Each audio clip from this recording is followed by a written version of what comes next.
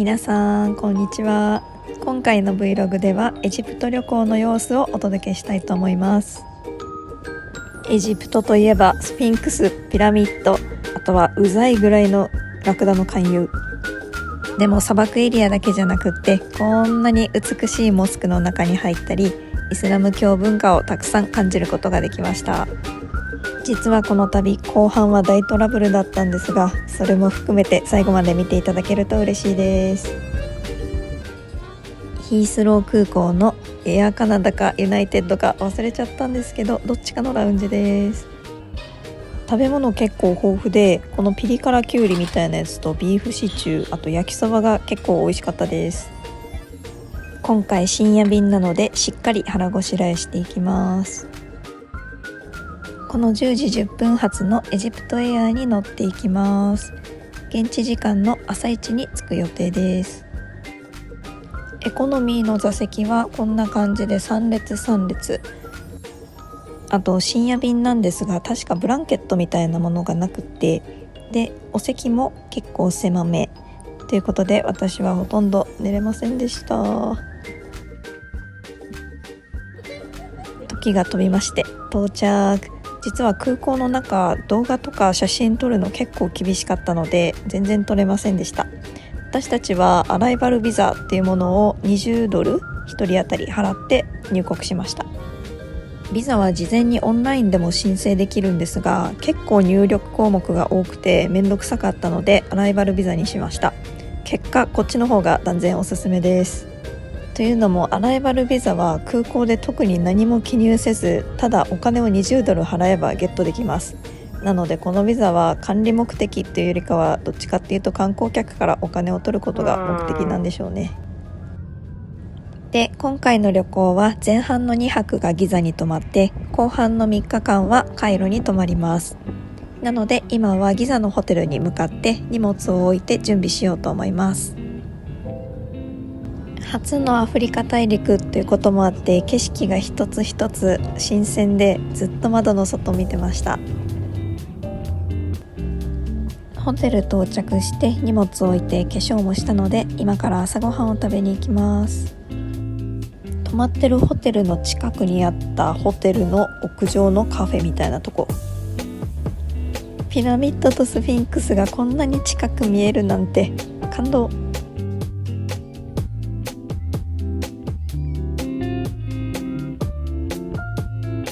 これにオムレツもついてきたので超モリモリな朝ごはんでした。ここのカフェの目の前がスフィンクス側のピラミッドエリアの入り口になっていて、確か朝は8時から開いてたのかな。8時ぐらいになって人がちょろちょろ入り始めて、それと同時にラクダ軍団もたくさん投入されたようです。私たちは着いたばかりで疲れてるので、砂漠は明日にして、今日はタクシーでまず人類学博物館へ行きたいと思います。ウーバーの中で一番安いやつを選択したら結構めんどくさい兄ちゃんだったので、ウーバーコンフォートにするのがおすすめです。一番安いウーバー X ともそこまで値段が変わらないし、無駄なトラブルを回避できます。到着しました。ここは楽しみにしてたエジプト考古学博物館です。9時開館だったので早めに行ったつもりが、もうすでに団体客の方がたくさんいらっしゃいました。博物館は2階建てなんですが、とっても広いです。これ大英博物館で似たようなの見たことあるなってやつもたくさんありました。ギザの三大ピラミッドのカフラー王、クフ王、ちっちゃメンカウラー王もあります。有名な展示品には英語の説明も書いてあるんですが、こうやってただ廊下に並べられているだけのものもあって、博物館のキャパに対して収蔵品の数が非常に多いことがよく分かりました。またこの博物館、空調がほとんど効いてないみたいだったので、夏場に来られる方はご注意ください。特にこの1階の像の大きさは圧倒的です。旅の最後に来るとより分かりやすいかも。こちらはロゼッタストーン。私がよく大英博物館で見てたものが本物で、このエジプトにあるのがレプリカ。なんだか複雑です。館内には私はカフェは見つけられなかったんですが、お土産屋さんは最後にありました。暑いのもあってさーっと見て回って2時間ぐらいです。じっくり見るとなると 3,4 時間あると良さそうですね。暑い。6月に旅行したんですが本当に暑いです。水分補給はしっかりと。そして移動もほぼ全部 Uber です。快適。カイロの街中には大きいマンションがたくさん建っていました。壁もボロボロで室外機も落ちるんじゃないかってぐらいボロボロのものもあって、暑さがなかったらちょっと街歩きしてみると面白いでしょうね。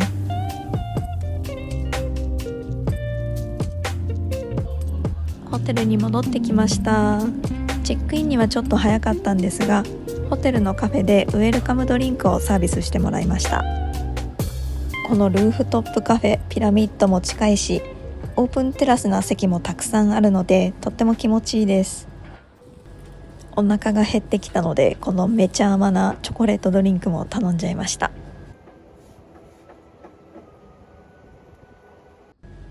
お部屋が用意できました。ここはピラミッドビューのお部屋を取りました。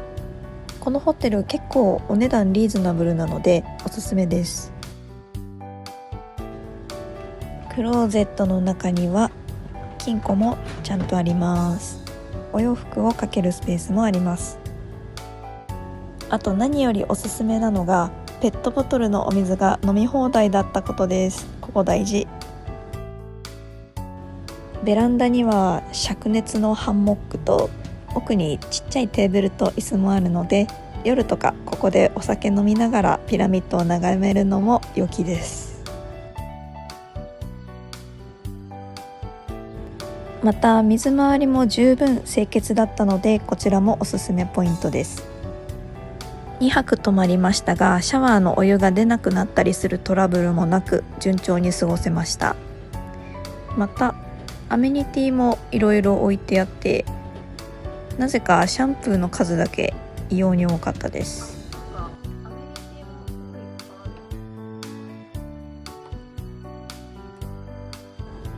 あとはケトルもあって、あったかいお紅茶とかコーヒーも飲めるようになってます。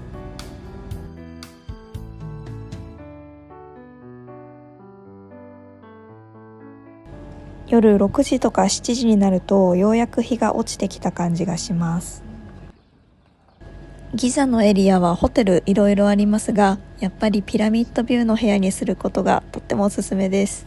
こうやって夕日をのんびり眺めるのもとっても素敵な時間です。夜日が落ちてからホテル周辺を散歩しに行ってみました。飲食店はあんまりなかったです。ということでホテルのレストランで食べることにしました。夜は落ち着いた雰囲気でいい感じ。お値段覚えてないんですが、あんまり高くなかったような印象です。そしてどれも美味しかったです。このシシケバブのお肉がジューシーで一番好きでした。ピラミッドのライトアップショーは毎晩あるわけではないので、事前に曜日をチェックしておくといいと思います。私たちは2泊するので明日見ます。さて、今日こそエジプト旅行の醍醐味であるピラミッドエリアに行ってきます。お値段は年々高くなっているみたいなので事前に要チェックです。私たちの泊まっているホテルの目の前にあるスフィンクス側の門から入りました。朝8時の段階だと人も少なくって、ラクダの勧誘もなくって、とっても穏やかです。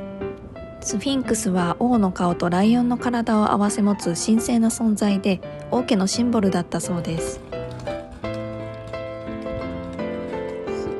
スフィンクス側の門から入ると、最初はなだらかな上り坂が続いていて、ふと後ろを振り返るとカイロの市街地が一望できます。ただ砂ぼこりで真っ白。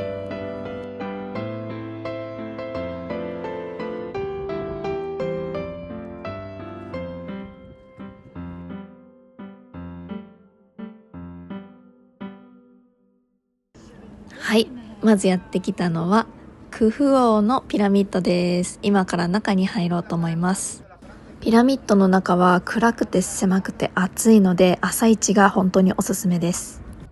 入り口まではこういう石の上を歩いていって地味に高さがあります。ちょっと怖いです。常に中腰ですれ違うのも大変なぐらいの狭さなので本当に下半身鍛えられます。めっちゃ良かったです。ピラミッドの中に入るという一番の目標を達成したので、ここからはカフラー王、メンカウラー王のピラミッドを散策しようと思います。カフラー王のピラミッドは頂上部分にのみ化粧石が残っているのが特徴的で、というのも他の部分はカイロの市街の発展のために剥ぎ取られてしまったみたいです。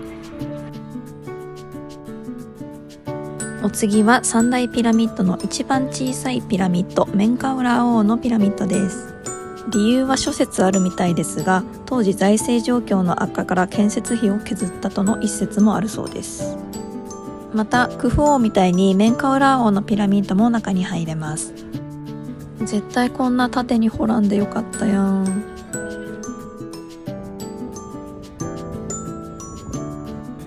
ラクダさんも休憩中。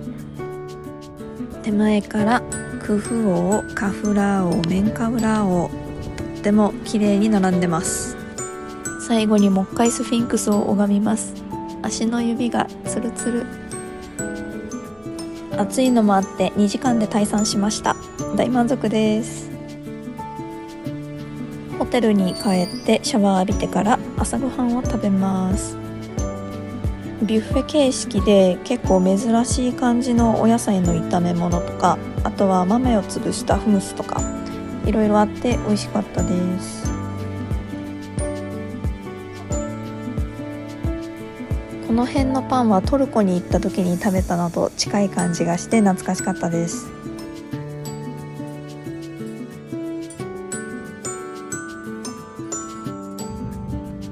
午後3時ぐらいが一番暑いので、それまでにカイロ市内をちょっとだけ観光しに行きます。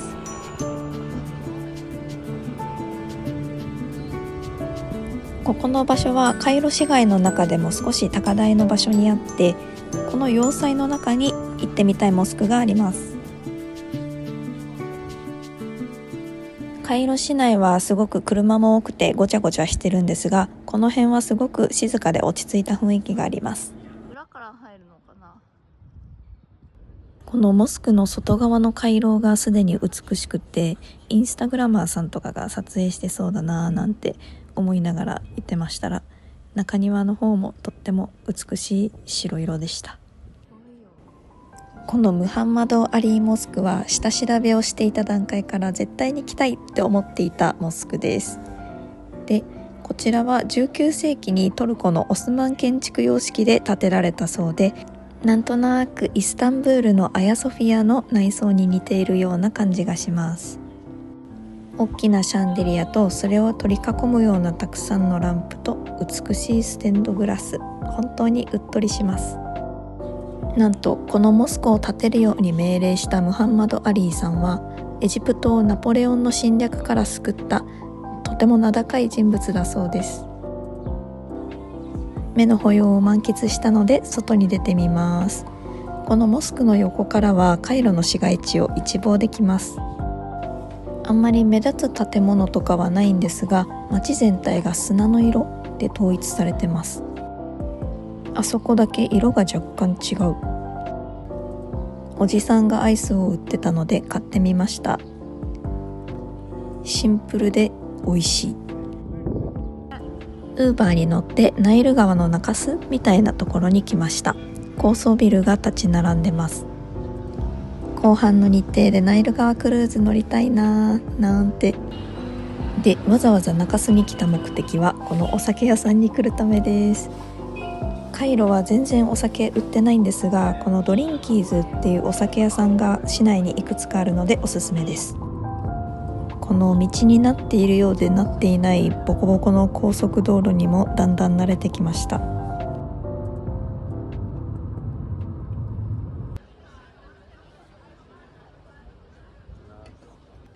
夜もまた結局泊まっているホテルの上のレストランでいただきます。今日はライトアップショーがある日なので、8時半ぐらいからこのピラミッドの周りが照らし出されてます。スフィンクスも赤くなってる。基本的にパスタと肉とシーフードみたいな感じで頼んでました。エジプトではもう生野菜は手をつけないように気をつけていました。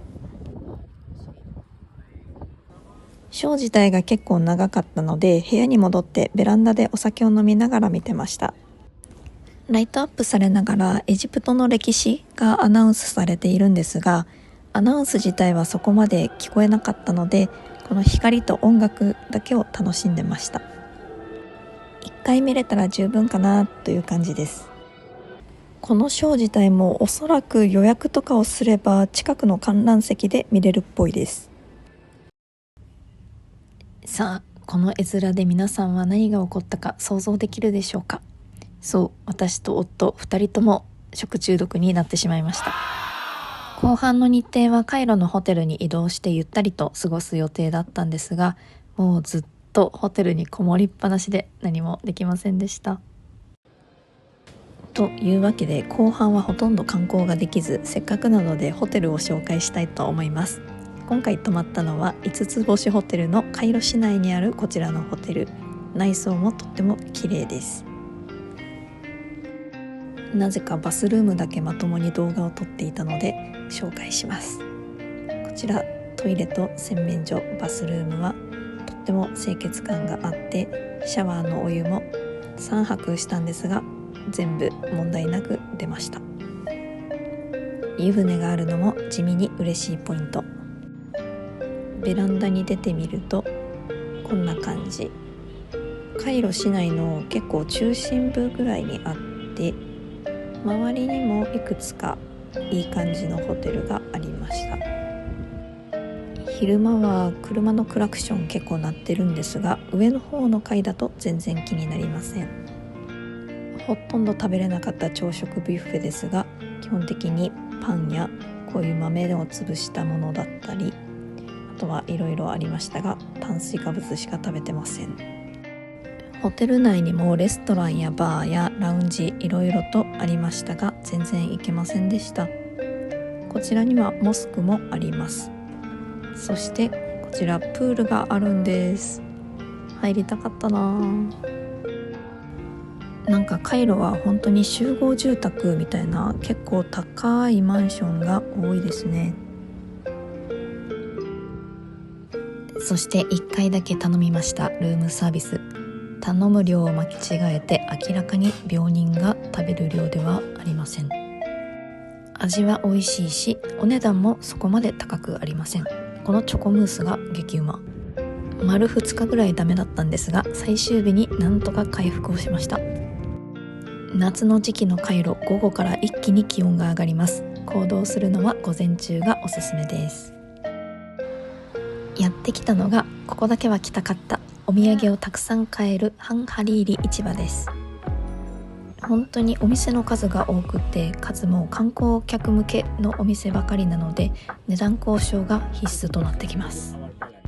お土産にも基本的に値段が書いていないので、店員さんに聞くことになります。店員さんも最初は結構ふっかけた価格を言ってくるので、こちらもハイボールで返しても全然いいと思います。なので事前にいろんな人のブログなどでそれぞれのものの相場感をつかんでおくのがおすすめです。私たちも相場がわからなかったのと、もはやお腹が結構きつかったので頭がなかなか働かず、もう割と 2,3 割引きぐらいの価格で妥結してしまってましたが、多分半額ぐらいでもいけるんじゃないかなと感じました。お土産はこういう服系からまたスパイス、あとは雑貨小物関連、また絨毯とか、あとはポスターみたいなものもたくさん置いてあったので、旅の記念におすすめです。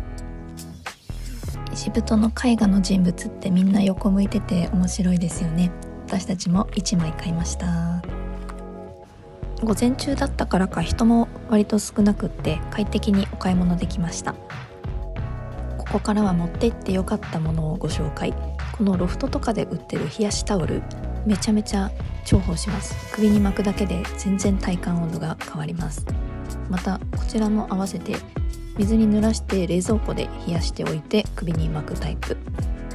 夏場の旅行にぜひ。こんな感じで市場帰ってきてから空港に向かいました。